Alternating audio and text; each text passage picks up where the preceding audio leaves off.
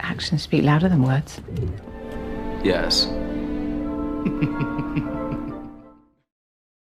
Man, incompetence is at an all-time high with this one. No, I will not be accepting comments telling me that Star Wars has always been silly and stupid because a guy bumped his head in 1977 and therefore anything goes. Context severely matters, and I'm afraid I'm of the belief that media should improve over time and avoid repeating past mistakes. I know that's probably the hottest take to ever grace this platform. Oh. Holy shit. Some people actually unironically think this way.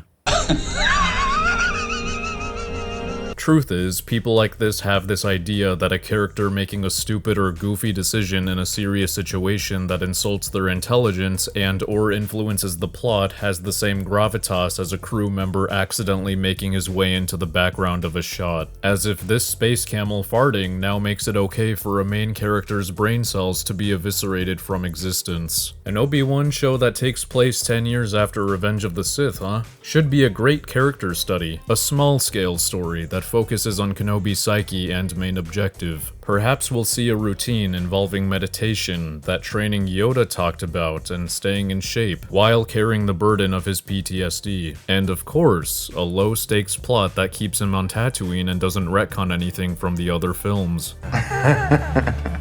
Something you want to say?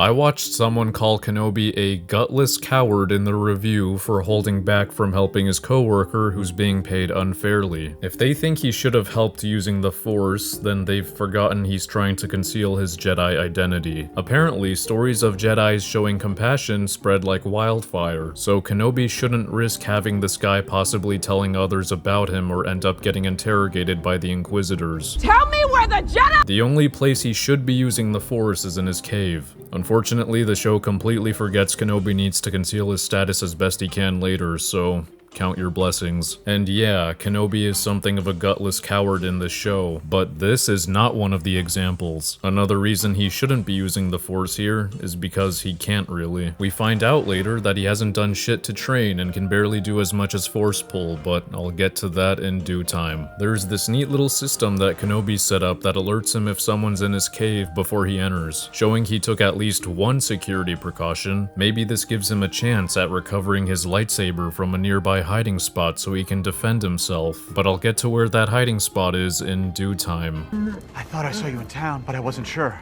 You must leave. You'll draw too much attention. But I have nowhere to go. They're hunting me. Let it go.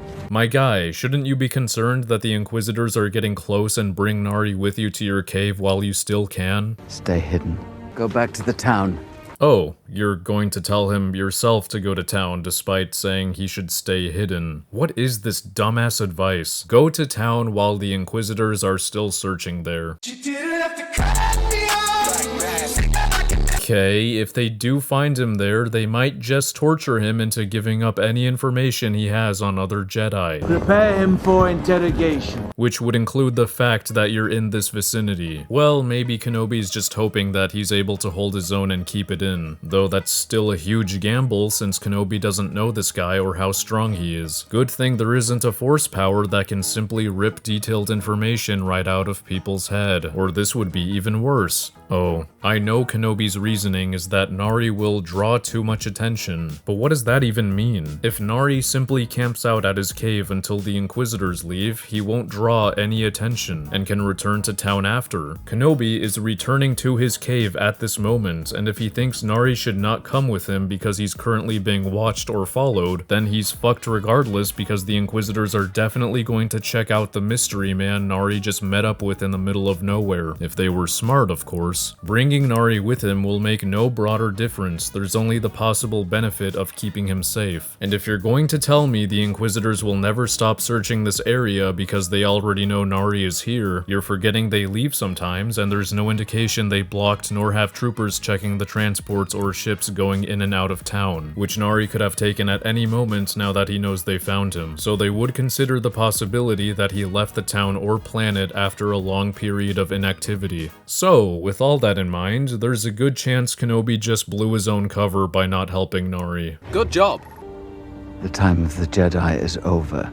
Meanwhile, We talked about this. When the time comes, he must be trained. If you remove or change this line, When the time comes, he must be trained. you eliminate this confusing flip-flop of Kenobi's feelings about the Jedi. You also partially explain why he hasn't been training and struggles to use the Force in Part 2. Honestly, it could go either way. Kenobi could either be hopeful for the return of the Jedi, or he could think the time of the Jedi is over considering everything he's been through, and then throughout the series, develop his character into the Kenobi we know from A New Hope. All I'm saying is pick one and stick to it. Also, I haven't gone by the name of Obi-Wan since before you were born. What are you doing here, Obi-Wan? You're not alone, Obi-Wan. He's alive, Obi-Wan. now yes, criticizing this retcon would be more so a nitpick since the retcon doesn't affect the plot or characters, but you know, if they can't get the super simple details like this right, I think that's pretty indicative. To those ready to tell me that Revenge of the Sith retconned this first and therefore it's okay for this show to do it, I invite you to go back and listen to my intro again. She needs you, Obi-Wan. What about the Senate? Were you a guard then? Or a bounty hunter? Kenobi's in the right for declining to go on this rescue because there are better options, and he's currently on duty by staying on Tatooine. He's doing what he was tasked. The one who's really being a gargantuan moron in the scene is Bail, but I'll get to him in due time. What's really stupid of him is he never pushes back with anything along the lines of, there are Inquisitors out there hunting Jedi, and they've been bribing the public into whistleblowing. We don't know where this rescue could take me. I'm quite vulnerable out there and at high risk of being killed, arrested, or being followed back to Alderaan or Tatooine. If the Empire discovers I'm helping you, they will charge you as a traitor and you will likely be arrested. Both Leia and Luke would be fucked. Nah, Kenobi only talks about how he can't leave and isn't physically capable, and the latter is another shaky point. It's been 10 years. I'm not who I used to be. The show has been establishing that Kenobi is out of shape and out of touch with the Force, which I don't think should be the case. Apparently, Kenobi is expecting to protect and train Luke despite being in no condition to do either. He doesn't train in the cave at all for as much as 10 years for all we know, and he fucking struggles to force lift a small child in the next episode. Where's that weapon of his again?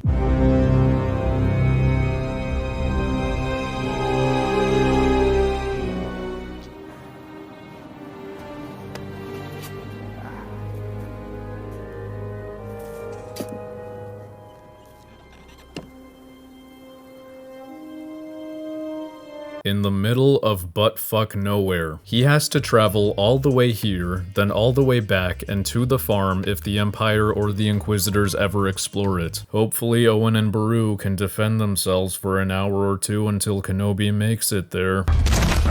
Also, he doesn't even use a tracker or coordinates or a map to find this box. He just knows where it is. Incredible! We can assume he hasn't visited this box for as much as a decade, so it's not like he's memorized its location from constantly traveling to it. What if he forgot? What if he doesn't recognize the area because the dunes shifted over time? What if the box was uncovered because of that and some Randy stumbled across it? Hopefully Owen and Beru can defend themselves for an eternity.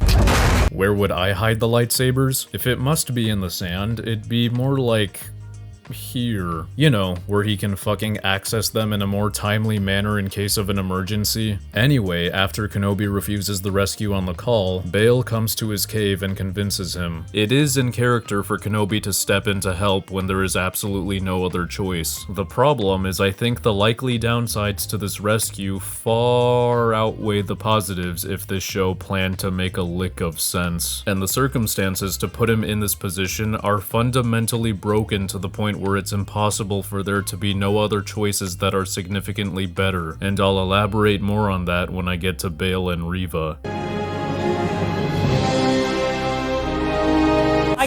I clapped when I saw it! I did not clap because Kenobi is idiotically compromising his identity. Not just because he's showing off a Jedi's weapon, but he chose to wear his Jedi robes when he has a generic and different colored outfit that won't make him stick out like a sore thumb. I am Ubi-Doo Benubi, I have the silliest name in the galaxy. And he does this when, again, the Inquisitors are actively pursuing the Jedi right after they made an example out of Nari and bribed this town into exposing the Jedi. How embarrassing. As from a meta perspective, we just saw Kenobi collect his lightsaber. He wouldn't just travel here just to not take it. We know he has it with him if he boards this ship, so this reveal is just redundant if you ask me. I would have cut out this scene entirely to make the reveal more effective. It doesn't fix his stupidity here, but it does remove the stupidity of having buried the lightsabers in the middle of the desert with no concrete way to find them, and instead lets the audience assume he had it reasonably hidden at his cave. And yeah, Kenobi also made the outfit mistake in A New Hope, especially considering Mos Eisley is being scouted by the Empire and he planned to leave Tatooine. Another mistake he makes in the show is not using the sponsor of this video, Keeps, to keep that thick, luscious hair on his noggin from rapidly thinning out over the years. Keeps offers FDA-approved, clinically proven treatments to stop hair loss and improve hair growth. But Madvocate, wouldn't going to the doctor and buying this in a store force Kenobi out of hiding? It would, but Keeps is an online subscription service with a 24/7 support network of expert medical advisors and care specialists. You can get quality expert care without having to visit a doctor's office or pharmacy, and all treatments are delivered straight to your door so you never have to leave your cave. Keeps will determine a routine that works for you, whether it be to prevent hair loss, stimulate hair growth, or just your hair health in general. With your treatment plan, you'll get access to a full year of unlimited messaging with your prescribing doctor to chat about anything, anytime. Hair loss stops with Keeps. To get 50% off your first order, go to keeps.com/madvocate or click the link in the description. That's keeps.com/madvocate. Thanks to Keeps for sponsoring the video. Well, moving right along with Kenobi to part 2, he's arrived on Daiyu and begins hunting for information. A little boy takes him to a con artist claiming to be a Jedi. I'm sending a mother and son to your gate. You will let them through when they arrive. Okay. I know how this looks. Yes, it looks like you just took money from that family. And yet, you stood back and did nothing for a whole minute instead of exposing him in front of them. Not to mention you had no idea if wherever they left to was actually safe until Haja told you it was legit. Good job. After getting information from Haja, Kenobi steals some Breaking Bad cosplay to break into a meth lab. His plan is to create a mini explosion and take Big Chungus's keycard, which is on him, and Kenobi somehow knows this by just glancing at him from a distance. Okay. His plan relies on no one stopping and asking him what the hell happened after the explosion despite walking directly away from it, and relies on this guy not noticing he's been pickpocketed from the front. Okay. Flimsy fucking plan that could easily fail, but who cares? Luck is in his favor. Come in here. We have to change. No, wait, why? Don't change out of your disguise when you're being hunted and you know the Inquisitors are on their way. Okay, to be fair, if Flea lets Reva know Kenobi was last seen in a green hazmat suit, she could mention that in the bounty and everyone would be looking for this outfit. But Leia is safer with it on while hooded. Flea doesn't know she has a disguise, so pretty stupid of him to make her change. With that being said, Kenobi should probably fancy himself a new disguise, right? Yeah, little green cape. He buys Leia a new coat despite already having one that worked, and doesn't buy himself anything despite seeing that the image of him on the bounty has him in Jedi robes. Kenobi tells Leia that he let her parents know that she's safe, which makes no sense for two reasons. The city is under search and they have no transportation out of it. So no, she's not safe because Kenobi could be caught or killed at any moment. The second reason? I was tracking its signal. You're in Daiyu now.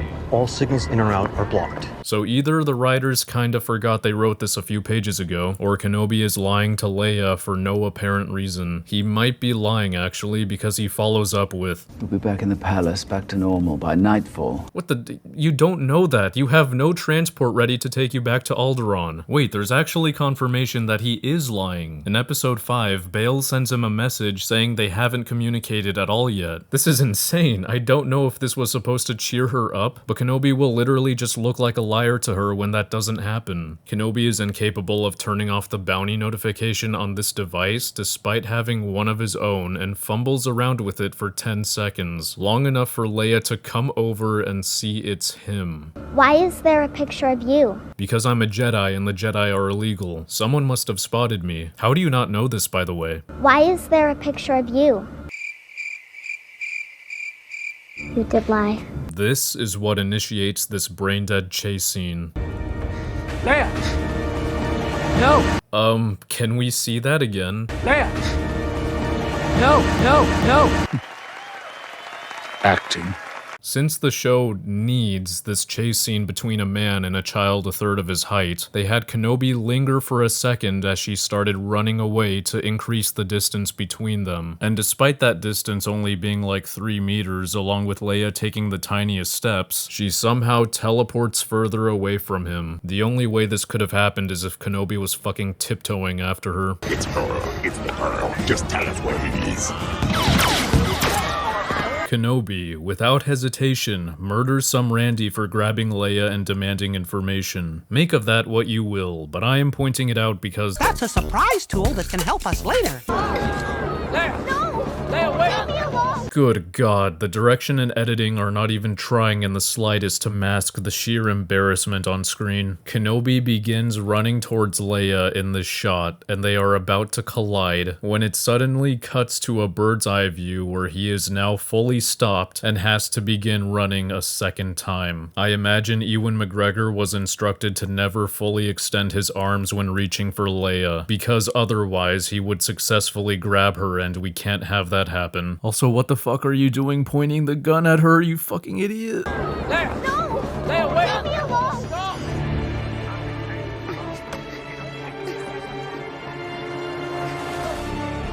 Wait!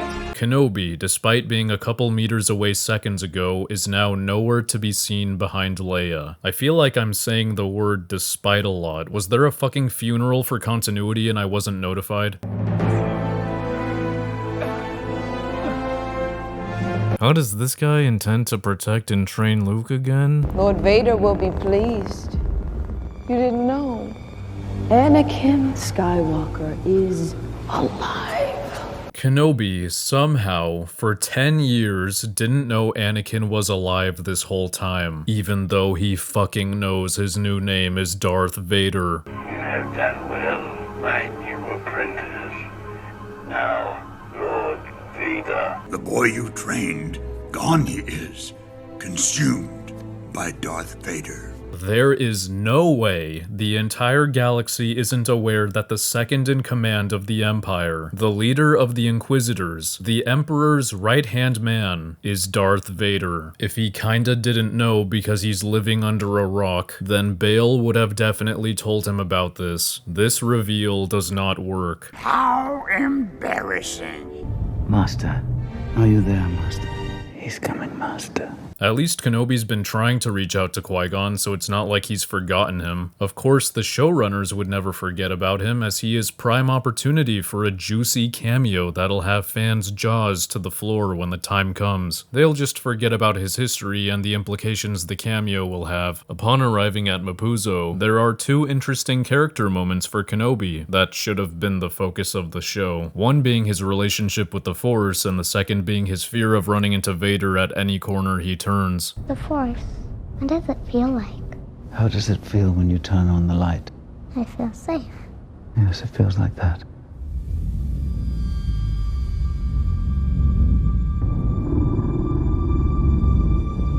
Sadly, this isn't explored any further, and the show thinks it has to physically pit these two against each other twice, when that retcons an important part of their history. The circle is now complete. When I left you, I was but the learner. Now I am the master. For the inevitable comments about to tell me that this is not a retcon, what do you think the circle is now complete means? It means Vader has not seen Kenobi since he betrayed him. Why would he not consider himself a master in this show? He's been Darth Vader for 10 years. He's absolutely been at the top of his game for quite some time now. How awesome would it have been to only use Hayden Christensen like Kingpin was used in Daredevil Season 3, as the manifestation of Kenobi's trauma plaguing his thoughts and feelings? taunting and belittling him for failing and believing he can actually make a difference someday. Just in time to learn in the long run. I won, you lost. Never keep Karen safe. In the end, you'll kill her too. Stop it. In a way, you're my accomplice. Everything that's happened since you refused to kill me is on you. We all die because of you, Matthew. The bodies that I've stacked up, the ones to come.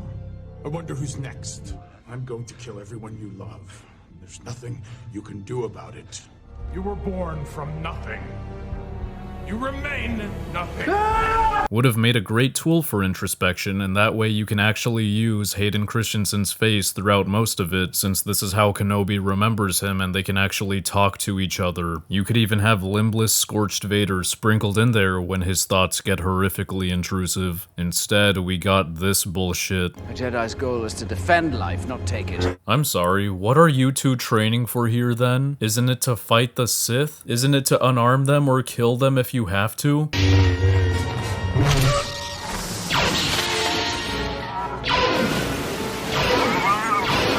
Destroy the Sith. We must. Send me to kill the Emperor. I will do what I must. Your weapon's gone. It's over. Your need for victory, Anakin, it blinds you. Yes. That's what trying not to die in the lightsaber fight means.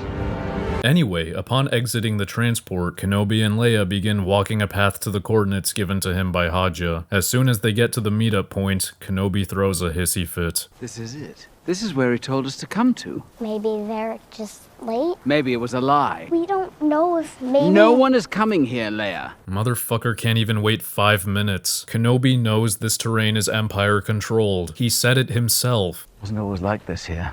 There were fields and families. And then the Empire came in and ravaged it all. But doesn't consider the possibility that the people on their way to help him had unforeseen setbacks from the stormtroopers. Or what if they're just fucking late cause they're late?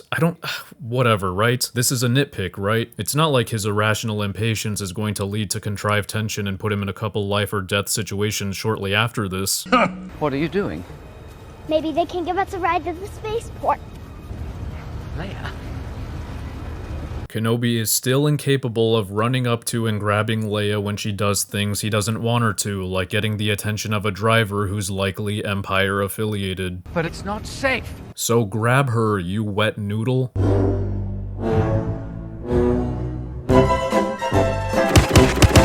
As brain-dead Kenobi is for forgetting to call Leia by her pseudonym, I actually think his cover-up was a smart one. Like, if we just ignore how comically incompetent these stormtroopers are, this might have been the least suspicious response. However, Kenobi cannot keep up with the narrative he and Leia had just invented, which started as a trip to show Leia the place he met her mother, and is now a trip to visit family, which is especially weird since it was just established there used to be families around here until the land was ravished. If Freck overheard Kenobi's new narrative while he's being interrogated by the troopers, especially since he's already suspicious himself, he could have pointed that out. Now we get our next action scene.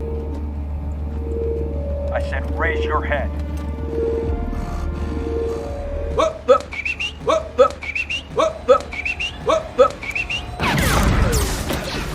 Fuck! God damn it! So this show is suffering from something called object permanence. It seems that our strategic genius Kenobi has forgotten there are 2 stormtroopers pointing their guns right at him, because he slowly reaches for his gun in plain sight while not complying. In simple terms, he should have been gunned down from being so stupidly obvious. Kenobi, without hesitation, uses Freck, who's been completely innocent so far, as a meat shield from gunfire. Make of that what you will, I'm just bringing it up because... That's a surprise tool that can help us later. Put it down! I'm putting it down. Just let it go.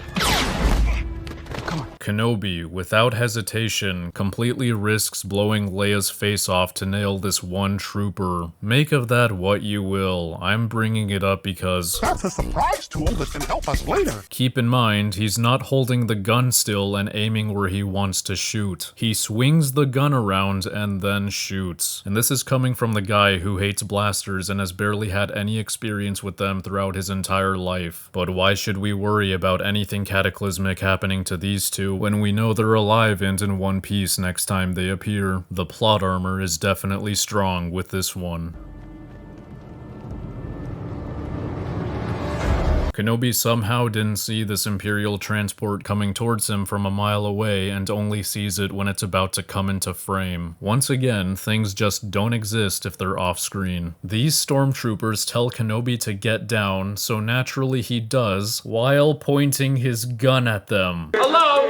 Anybody home? Once again, putting himself in a position where he will get himself instantly gunned down. I was on my way when the probes arrived, but you'd already gone. I hadn't expected anyone to come. And what was that based on again? Oh yeah, the fact that you waited for a total of 3 seconds in an Imperial-controlled territory.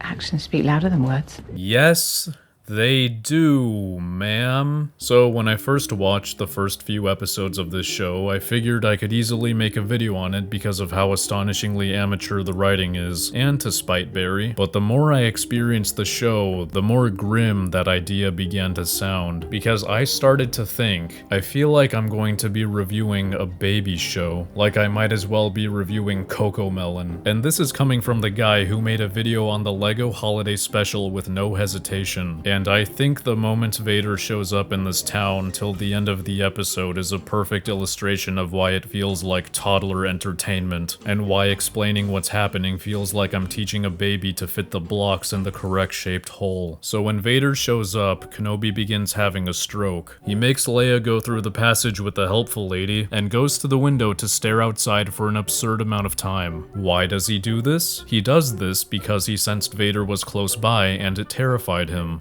Notice how this doesn't actually answer my question. I like to think Kenobi's a smart lad. I think it's pretty clear that's the intention of every movie we've seen him in, and he's pretty familiar with how the Force works. He's likely used it regularly for the first 30-40 years of his life, so forgive me when I say it's absolutely brain dead of him to continuously stare out the window, because he should realize that if he can sense Vader's presence, Vader can sense his. Fucking run. And Vader can sense him. He starts torturing people to lure Kenobi out, which again wouldn't have happened if Kenobi just left when he was supposed to. But Madvocate, he stays behind because he wants to face Vader. This is the rematch of the century. Oh, yes, I will totally get the impression that he wants to face him. If Kenobi had left literally a minute earlier, he would have gone through the tunnel with Leia and gotten out of Mapuzo. Let's not forget that he needs to get back home to resume protecting Luke, so this is a huge unnecessary risk. Let's take the scene right now for what it is. Maybe Kenobi is staying behind to stop Vader from straight up killing random civilians.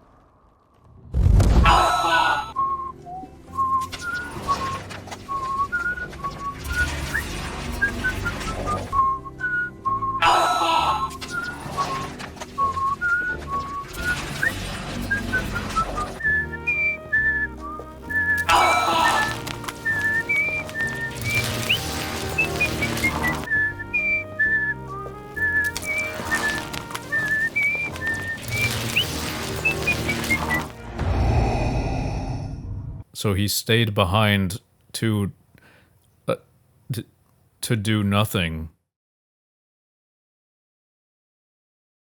Actions speak louder than words. Yeah, you said it. Kenobi runs away from Vader twice when face to face, even though I thought this is what he wanted based on all this staying behind bullshit. They wanted to make this fight suspenseful with Vader popping up out of nowhere, which should never work because of the breathing. But don't worry, they muted that sound effect for us, and that means Kenobi can no longer hear it either.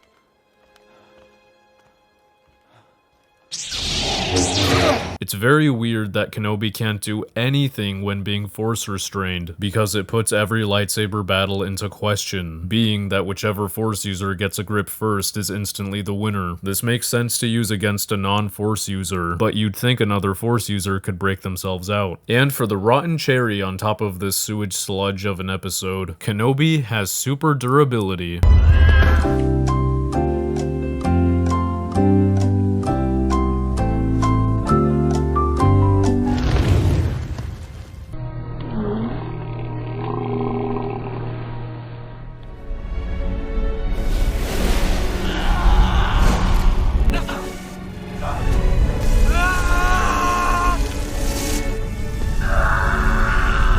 Though his super durability is consistent with Revenge of the Sith. And with that, I understand why they didn't do anything creative with Hayden Christensen. Nothing meaningful is exchanged during this fight, it's just the most generic evil villain stock dialogue. You cannot run, Obi-Wan. I am what you made me.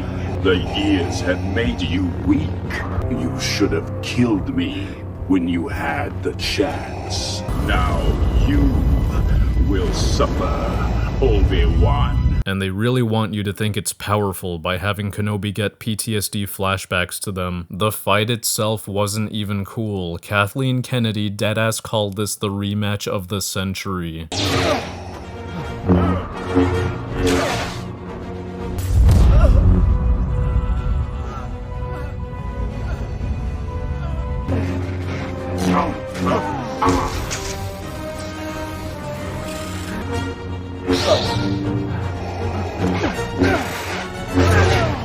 On the Imperial sector, Kenobi doesn't think to disguise himself as a trooper using this guard's armor and instead opts for dropping him in the ocean.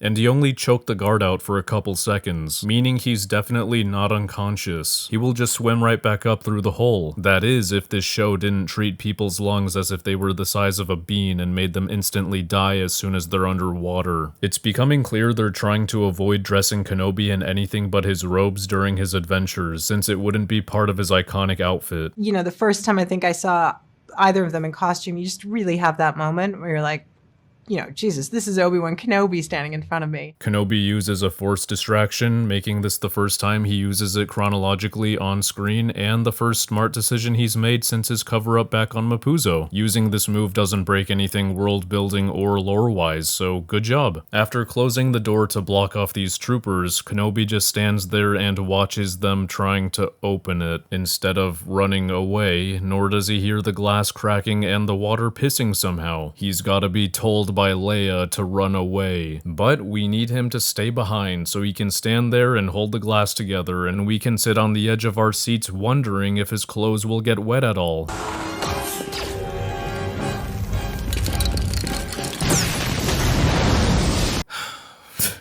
This show is something else. I used to understand this scene one way, and I thought it was stupid from bizarre editing and spatial awareness, but upon rewatching it and seeing what actually happened, it's even stupider because of bizarre editing, spatial awareness, and an in-universe reason. Kenobi is standing in front of the broken glass and holding it, and I thought once the troopers came in, the director forgot he was in front of it and teleported him back, so that's why it burst open in front of the troopers instead of Kenobi. But now I see that Kenobi actually used the Force to push a crack through the glass so that the windows closest to the troopers would burst. And it still makes no fucking sense how Kenobi made it out of there without a single droplet touching him. He's been in front of the cracked window the entire time, meaning in this shot, it's his point of view. The troopers are only 2 windows away. Then in the next shot, Kenobi is nowhere to be seen 2 windows away from the troopers, meaning he teleported further back.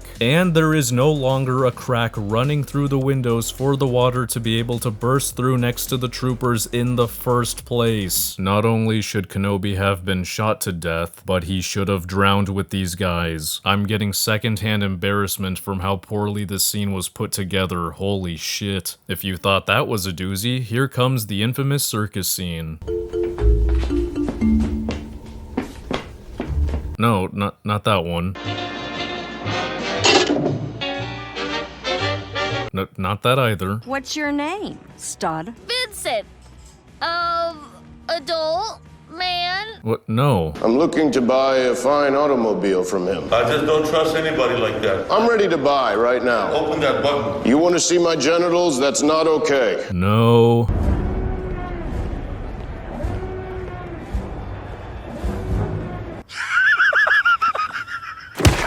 Look at that, fucking Austin Powers actually accounting for 2 pairs of legs. Now, I'm not saying Kenobi should have stood on Leia's shoulders, of course, but you could have easily had her hang on to him like a koala. And don't tell me Leia isn't strong enough to be able to do that when this scene exists. Yes, Kenobi would still look like he has Pixar mom hips or a hunchback, but at least the blatant little kid legs would be gone. I've seen someone suggest Kenobi simply put on the stormtrooper gear from this dead one right here, wrap Leia in the trench coat and sling her over his shoulder, and I wish I could give this person credit because that would have been infinitely smarter than this bullshit. They even had Leia pull back the coat for a second, exposing her face in front of everyone, as if the audience is so brain dead they couldn't understand she's under there. They are treating us like we're members of the Empire, and that's fucking insulting. You might be asking why Kenobi's stupidity is a big deal in the end. If they're spotted regardless, you'd be right, but they're spotted out here, after their long walk throughout the base, populated with troopers and officers. If anyone had caught them before they made it where the rebel speeders could save them, the show ends. Where were you while he was killing my friends?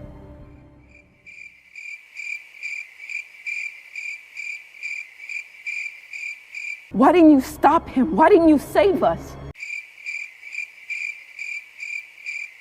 Well done, you twat. You had an opportunity to potentially reconcile with Reva, and you blew it. The show kinda forgot that Kenobi has an actual answer to this question. He was on Utapau trying to kill General Grievous. He thought he was about to end the war and bring forth an era of peace. This isn't me saying Kenobi shouldn't feel guilty at all. Guilt could be felt for being part of a system that failed Anakin's emotional health, one that gave Palpatine a chance to manipulate him, but as far as not physically stopping Vader, it was impossible. She obviously doesn't know somehow that Palpatine had a huge role in this, otherwise most of the blame would be placed on him, so now's a prime opportunity to share that. At this point in the story, the rebels have managed to block off this tunnel leading to them and their ships. Reva and a squad are outside. Leia is trying to fix some broken circuitry to open a hatch so the ships can fly out of here. Suddenly, Kenobi gets a flashback and tells the rebels that he will surrender himself to stall Vader, as he believes he only wants him, so this will buy Leia more time to open the hatch. So he surrenders, is handcuffed, and taken to Reva. Kenobi proposes she should kill Vader while he's focused on him, meaning he wants Vader to be killed. I wonder why I could be highlighting this. Once their chat concludes, Reva has 2 troopers take him back in the tunnel and close it off. She claims this is to secure Kenobi until Vader arrives. I'd like to take a moment to remind you all that the reason Kenobi surrendered in the first place was to buy Leia more time and keep Vader as far away from the rebels as possible. So naturally, Kenobi knocks out the troopers, breaks out of his handcuffs, and runs back to the rebels. What? He has no idea whether Leia is done or not. Meaning, if Leia is not done, Vader will arrive and simply walk through the tunnel until he runs into Kenobi. Kenobi completely gave up on his oh-so-noble and heroic plan for no reason, and is leading Vader straight to the rebels. Fuck! God damn it!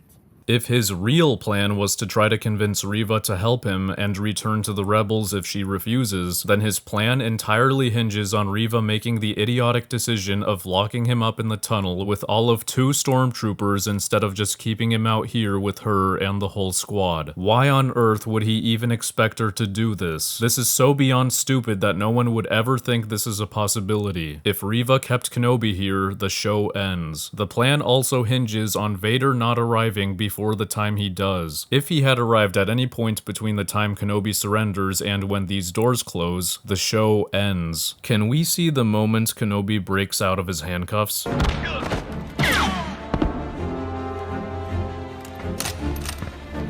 Oh.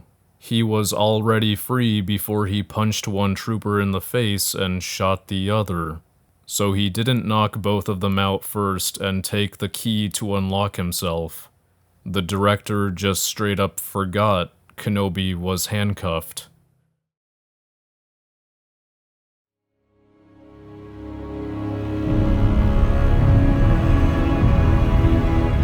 And with that, we come to the finale. What could possibly be wrong with the conclusion between Kenobi and Vader? He let him live for a thematic reason after all, so there's no question his character is unscathed. Well, let's go back and see what Kenobi's history with violence and killing has been so far. Kenobi has never had a no-kill rule since the beginning. I can believe he would want to avoid it or try to disarm enemies first, but he deems it necessary when it means preventing further casualties. That was until this show happened. He's killed a Sith apprentice with no remorse. He tried to kill a Sith Lord. He's killed someone as a means to end a war with no remorse. He offered to kill the head of the Empire. He tried to kill his own brother once he knew he was too far gone. He's okay with killing random people, using random people as a means to save himself from death, and is okay with risking killing his loved ones. But he's not okay with killing Space Hitler. Now calm down. I imagine this is being defended with he doesn't want to kill anymore, especially not Anakin. It's his character arc. He chose life in the end, just like Reva did, or some stupid shit. However, there's a little moment that happens in Return of the Jedi you may have forgotten. He ceased to be Anakin Skywalker and became Darth Vader. When that happened, the good man who was your father was destroyed. You must face Darth Vader again. I can't kill my own father. Then the Emperor has already won. Huh, so he does want Vader to be killed after this show, huh? I guess he felt the need to kill him in Revenge of the Sith, then in this show, but then didn't feel like it for a couple minutes, and then went back to wanting him dead. I will do what I must. Have you come to destroy me, Obi-Wan? I will do what I must. Goodbye, Darth. You must face Darth Vader again. I can't kill my own father. Then the Emperor has already won. The dialogue in the scene doesn't help either. You didn't kill Anakin Skywalker. I did. Then my friend is truly dead. Goodbye, Darth. Kenobi's been fighting with the intent to kill. They're swinging lightsabers at each other for fuck's sake. If he didn't want to risk killing Vader, he would only fight defensively, which is not what he does.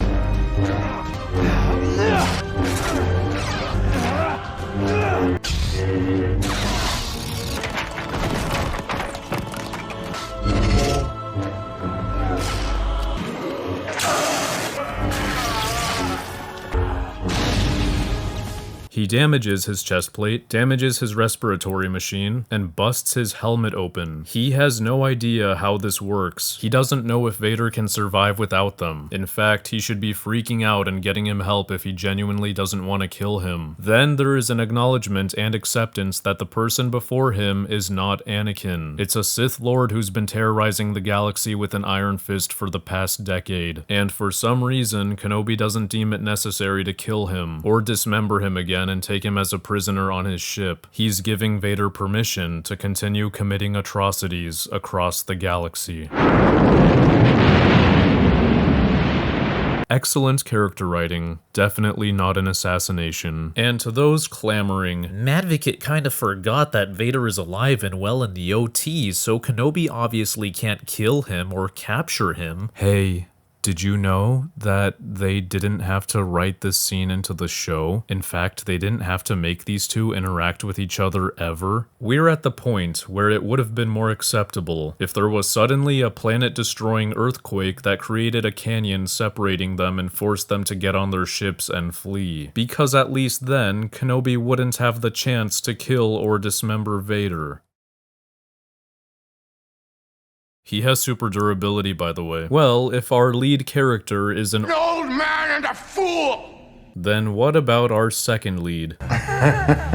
What I'll never understand is why they felt the need to try to completely recapture Leia's sass and wit from the OT in her 10-year-old version. It's okay to make her act like a kid, because she is a kid. And there's 9 years ahead of her, including the entirety of her teenage years, where a lot of the development into OT Leia would happen. It's incredible that they want her to come off as smart by knowing all sorts of things she absolutely should not know, might I add. But then she doesn't know like one specific detail that makes it convenient to stir up drama. Leia knows what the Jedi are, that they can use the Force, that they all died, and has heard enough of their names to think that Ben isn't a Jedi name, even though names and being a Jedi have absolutely zero correlation. Like Anakin wasn't given a new name once he started training. Unless this is implying that the Jedi use children's names as a gauge for whether they qualify to be trained. Of course that isn't the case, but why on earth would she think this? Who told her this? She knows all of this despite the Jedi being on the brink of extinction since she was born and having been confined to the palace, but doesn't know that they all died because they were hunted by the Empire, which would prevent her from asking these stupid questions and create the dumbass conflict in episode 2. Why aren't you using your lightsaber? Maybe it's because you're not really a Jedi.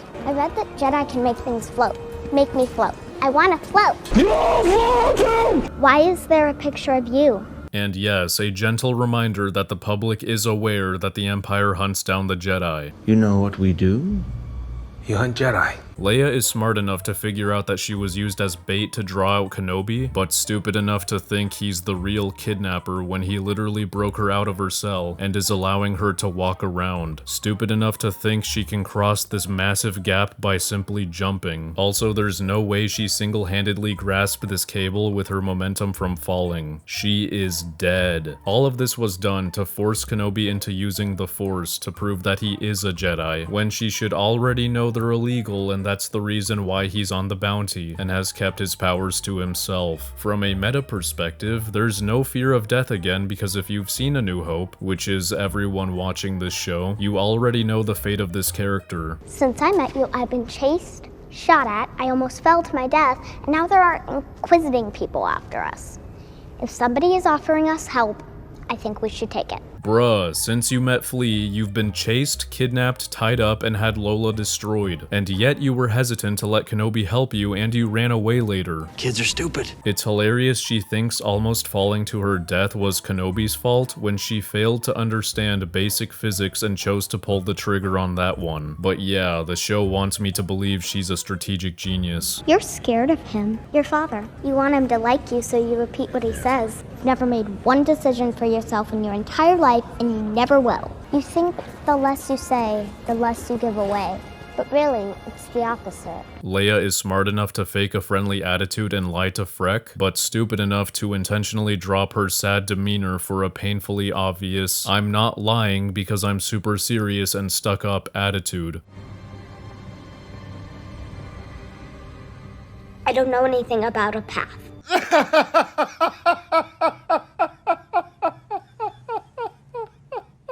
Had she continued to be sad, which she should have since she just learned that Kenobi died, Reva might have believed her. When Mind Read is used on her, Leia recognizes the ability and knows how to block it when she shouldn't even know it's a thing. Or fuck it, she does, whatever's convenient for the writer, but she won't know that the Empire killed all the Jedi, right? Why is there a picture? Leia makes a smart move by using Reva's words against her. I'll have to tell my father first. That's okay, right? You said we're all on the same side. Which obviously doesn't work, but riskless attempts are always appreciated in this household. Leia's Lola somehow opens this door despite not having any arms or using any tools to do this. We later see with Leia that it actually has to be pulled open and pulled closed, so Lola shouldn't have been able to get in here to cut these wires, trap the rebels, and allow the entirety of episode 5 to happen. If there's one thing I certainly didn't expect at all from this show was for it to absolutely butcher a character as harmless as Leia Organa. And when I say harmless, I mean he's someone who didn't have much influence overall on the plot in the prequels, and I assumed that harmlessness would carry on to this show. But in this show, his absolute idiocy is what causes Kenobi's involvement and therefore the entire story. And it's what causes the near assassination of Luke fucking Skywalker. I like to think Bale is a smart lad. He is a senator with lots of life experience after all. So forgive me when I say it's fucking brain dead of him to reject the idea of using his royal guard or a bounty hunter to rescue Leia because only you know how important she really is, Obi-Wan. Your royal guard works for you, Bale. She is your daughter. Did you forget that? Did you fucking forget what a bounty hunter is, Bale? Did you forget they wouldn't give a rat's ass about who needs to be rescued as long as they're paid a lot of money? Bale? Hello? Anybody home? Bale also thinks that getting the Senate involved is too risky because it will draw too much attention, which I'm assuming would be bad because the higher-ups of the Empire could discover he has an adopted daughter, and that puts Vader one step closer to sensing Leia is connected to him. We must take them somewhere where the Sith will not sense their presence. But then fucking Reva somehow knows he has a daughter and exactly where to find her. If Reva knows this, then Vader probably does too, or could easily find out. Either this isn't actually the reason he doesn't want to draw attention to Leia, or Bale did an extremely piss-poor job at concealing her and doesn't know it. I mean, doesn't surprise me. He has Leia attend these royal gatherings while their extended family is allowed to outwardly talk about how she's adopted in front of everyone. You're not even a real Organa. And she's just allowed to be seen by the public. Hello? Anybody home? And don't tell me Reva found out because she looked at the archives, because she only specified she found a link between Bale and Kenobi that way. Not that Leia exists, so Leia being his daughter just seems to be common knowledge. And for the grand slammin' finale, Bale sends Kenobi a message that begins with this. I know we said no communication, but your silence worries me. You agreed to not saying anything to me, but I'm worried that you're not saying anything to me. This line was thought of, written, spoken, discussed, approved, rehearsed, filmed, and edited by a multi-billion-dollar company. No, Madvocate, Bale means he's worried that Kenobi hasn't said anything to him in a long time. So why the fuck would he phrase it like that? Also, it's been like 2 days since Kenobi accepted the mission. That is not a long time. You're telling me Bale is so impatient that he thinks Kenobi should have been done with a rescue that neither of them had any idea of how complicated it would be? And all of this is made even worse because of what comes next. The message is to express how Kenobi's silence really worries Bale that Vader may have captured him or learned of the children. Therefore, he will go to Tatooine to help Owen look after the boy.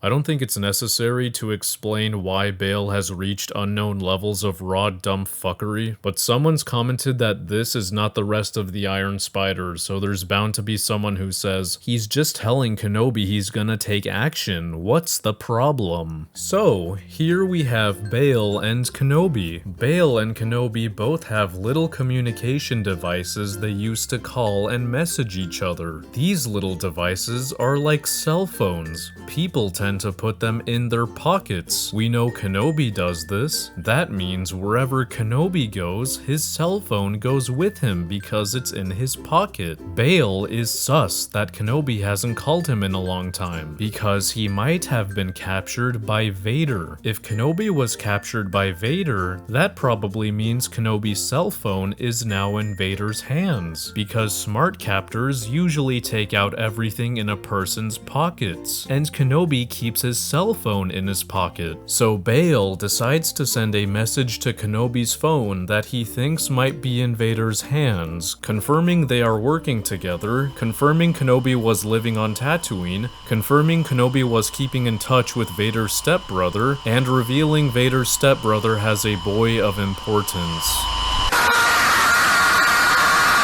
Am I making myself clear when I say this is like a baby's show? This isn't just an unfortunate coincidence. This should have never happened, but Bail has pure sludge in between his ears. Bail has completely compromised his and his wife standing with the Empire by willingly sending this message. This message alone could have easily screwed over Luke and Leia. Good job. Well, if all of our main good guy leads suck, at least we can fall back on the side characters, right? The Jedi teacher at the very beginning is an idiot with zero survival instincts. Instead of telling the children to hide along the walls of the balcony away from the door, she has them run with her into the field of fire without even checking the hallway first. Before telling them to come along, she could have helped her fellow Jedi clear the hallway first, but I guess leaving him to die and placing your kids feet away from the gunmen is just as good of a strategy as any. The only reason they survive is because these clones have piss poor aim and slow as fuck trigger fingers. The Jedi foolishly engrave their names at the entrance to the path, which lets the Empire know exactly who's still alive and who to look out for, and that they've been using this tunnel to flee should they ever stumble across it. Nicely done, lads.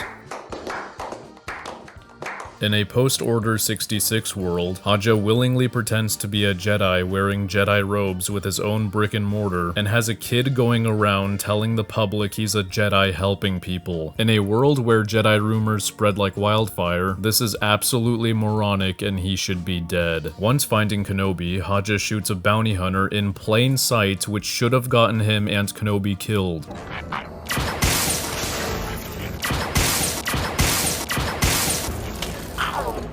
But none of the stormtroopers or inquisitors go to check this out, so it's fine. Then he takes advantage of everyone being blind and shoots the hunter again in plain sight. Haja doubles down on his fantasy of being a Jedi and reveals himself in Reva's face, but he somehow predicted she wouldn't kill him, so it's fine. Haja, what are you doing here? I had nowhere else to go. Right after I saw you, I got into a fight with that scary lady Inquisitor. Now I'm wanted by the Empire.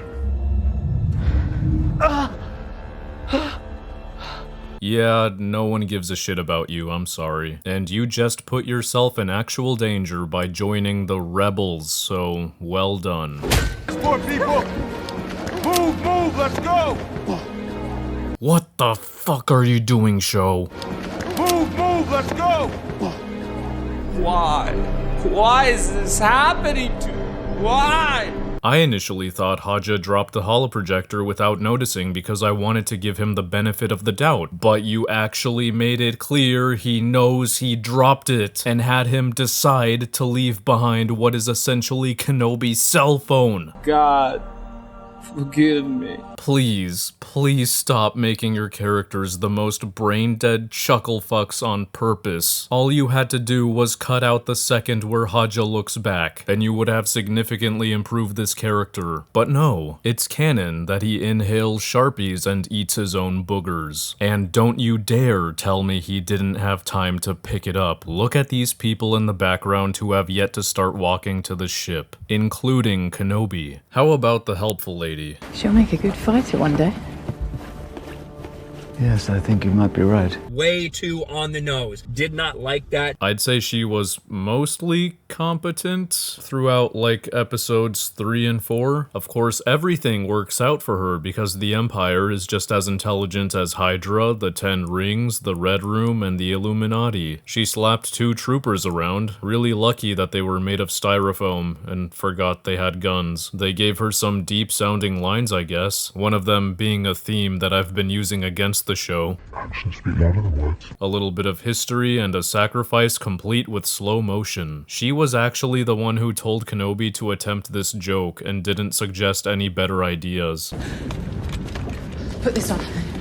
This way. So that's not good. She could have taken out a bunch of troopers and maybe even Reva, or at least injure her in part 5 had she chucked the detonator at them rather than just holding it until it exploded. She also held onto it for the whole fight when she could have used it as soon as the door was cracked open, potentially saving lives. Yeah, helpful lady was probably one of the characters ever made. In part 5, the rebels anticipated that Vader would arrive to the hangar in time and force pull their ship, so they had an empty dummy ship take off first. I don't know what precedent there is for them to believe he can do this, but here we are. I would call this smart if they took off in the real ship as he was force pulling the dummy ship, but instead, they had the brilliant idea to take off once Vader's hands were free so the real ship can also be force pulled. Excellent work, lads. Upon hearing that an Inquisitor is coming for Luke, Beru demands she and Owen stand their ground at home instead of fleeing and hiding. Damn, she must have a really good reason for wanting to do this. Is the place rigged with traps? Do they have some kind of advanced defense system? Will she be calling in a small army to gun down Reva? I'm not leaving my home. At least here we have a chance. I'm not putting anyone else in danger, Owen. We're enough. You and me. No, this is not a deleted scene. This isn't a fan-made ending nor a parody. This is the real episode that aired on June 22nd, 2022. She expects to have a chance against a dark side-wielding psychopath trained by Darth Vader himself with a couple of muskets. Oh, wait, you serious? Let me laugh even harder. I'm not putting anyone else in danger, Owen. Tell me, Beru, who would you be putting in danger out here? And don't think they'd have to walk or run into the middle of nowhere. They have a speeder. What do you need, kid? We need a new belt for the speeder. So yeah, thanks for destroying Owen and Beru in one fell swoop.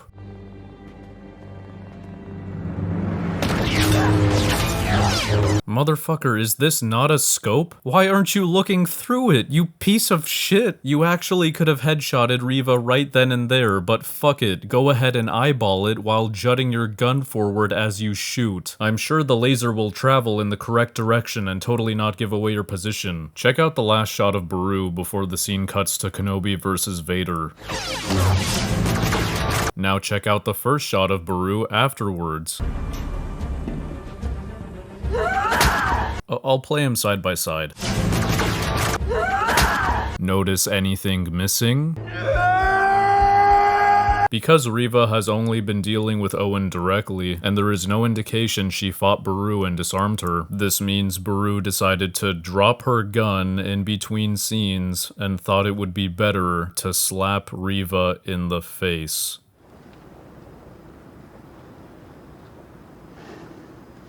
If she had her gun still, she would have blasted Reva's head off right here. Probably would have changed the ending just a little bit. Thank you for further cremating these characters. Beginning to think you'd never come. I was always here, Obi-Wan. You just were not ready to see.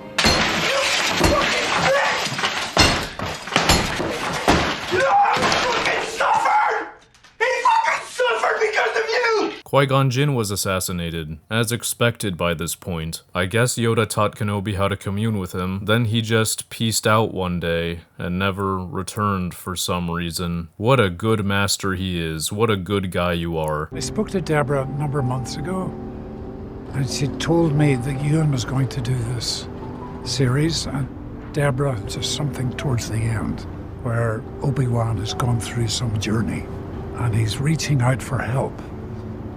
And you're not there. That's Qui-Gon Jinn. But why?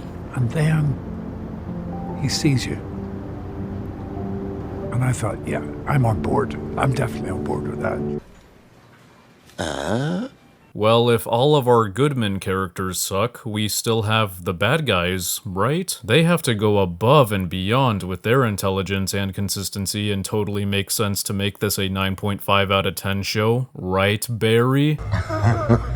Unfortunately, that's all the time I've got for today, folks. So stay tuned for part 2, which will be out probably next year when this show is definitely still relevant. I have 3 videos I want to get to first, including one that will be overdue, since it's been 4 videos since its prequel came out, and if I want to be consistent with the pattern so far, I guess I gotta get to the sequel. Thanks to the Mad Lads on Patreon for the support, and for being there when my father couldn't. And shout out to ABuzz03, Barry, Dominic the Donkey, Drunk Dan, Jonah, Justin Larkin, Karen Williams, Studio Devil, and Thane for being the wealthiest men alive. See you next time. Madvocate out.